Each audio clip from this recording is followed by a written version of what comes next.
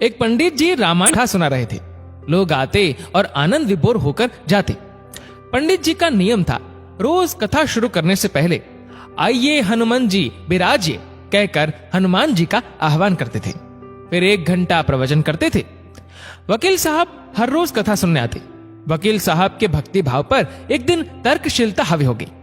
उन्हें लगा कि महाराज रोज आइए हनुमंत जी विराजिए कहते हैं, तो क्या हनुमान जी सचमुच आते होंगे? अतः वकील साहब ने पंडित जी से पूछ ही डाला, महाराज जी आप रामायण की कथा बहुत अच्छी कहते हैं, हमें बड़ा रस आता है, परंतु आप जो गद्दी प्रतिदिन हनुमान जी को देते हैं उस पर क्या हनुमान जी सचमुच विराजते हैं? पंडित जी ने कहा, हाँ, ये मेरा व्यक्तिगत विश्वास है कि राम कथा हो रही हो तो हनुमान जी अवश्य पधारते हैं। वकील ने कहा, महाराज ऐसे बात नहीं बनेगी। हनुमान जी यहाँ आते हैं इसका कोई सबूत दीजिए। आपको साबित करके दिखाना चाहिए कि हनुमान जी आपकी कथा सुनने आते हैं। महाराज जी ने बहुत समझाया कि भैया आस्था को किसी सबूत की कसौटी पर नहीं कसना चाहिए। ये तो भक्त और भगवान के बीच का प्रेम रस है, व्यक्तिगत श्रद्धा का विषय है। आप कहो तो मैं प्रवचन करना बंद कर दूं या आप कथा में आना छोड़ दो। लेकिन वकील नहीं माना।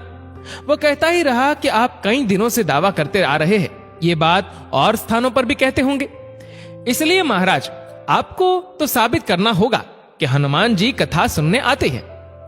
इस तरह दोनों के बीच वाद विवाद होता रहा। मौखिक संघर्ष बढ़ता चला गया। हार कर पंडित जी महाराज ने कहा, हनुमान जी है या नहीं उसका सबूत कल दिखाऊंगा। कल कथा शुरू हो तब प्रयोग करूंगा। जिस गद्दी पर मैं हनुमान जी को विराजित होने को कहता हूं, आप उस गद्दी को आज अपने घर ले जाना।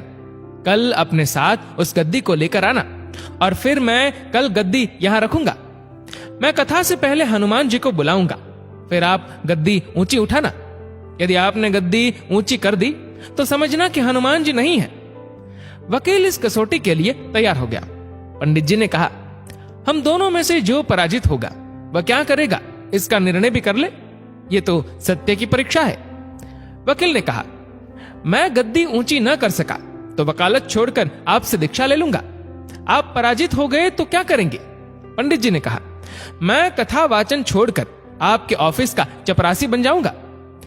अगले दिन कथा पंडाल में भारी भीड़ हुई। जो लोग रोजाना कथा सुनने नहीं आते थे वे भी भक्ति, प्रेम और विश्वास की परीक्षा देखने आए। काफी भीड़ हो गई। पंडाल भर गया। श्रद्धा और विश्वास का प्रश्न जो था। पंडित जी महाराज और वकील साहब कथा पंडाल में पधारे। गद्दी रखी गई। पंडित जी ने सजल नेत्रों से मंगलाचरण किया और फिर बोले, आइए हनुमान जी विराजिए। ऐसा बोलते ही पंडित जी के नेत्र सजल हो उठे।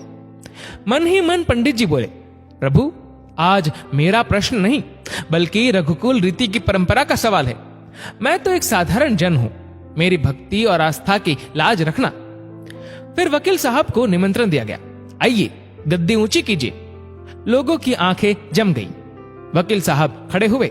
उन्होंने गद्दी उठाने के लिए हाथ बढ़ाया पर गद्दी को स्पर्श भी न कर सके। जो भी कारण रहा, उन्होंने 3 बार हाथ बढ़ाया किंतु तीनों बार असफल रहे। पंडित जी देख रहे थे। गद्दी को पकड़ना तो दूर, वकील साहब गद्दी को छू भी नहीं सके। तीनों बार वकील साहब पसीने से तरबतर हो गए। वकील साहब पंडित जी महाराज के चरणों में गिर पड़े और बोले, महाराज गद्दी उठाना तो दूर, मुझे नहीं मालूम कि क्यों मेरा हाथ भी गद्दी तक नहीं पहुंच पा रहा है, अतः मैं अपनी हार स्वीकार करता हूं। कहते हैं कि श्रद्धा और भक्ति के साथ की गई आराधना में बहुत शक्ति होती है। मानो तो देव नहीं तो पत्थर। प्रभु की मूर्ति तो पाषाण की ही होती है, लेकिन भक्त के भाव से उसमें प्राण प्रतिष्ठा होती है तो प्रभु विराजते हैं। दोस्तों, आपके इस वीडियो के बारे में क्या राय है नीचे कमेंट करके जरूर बताएगा।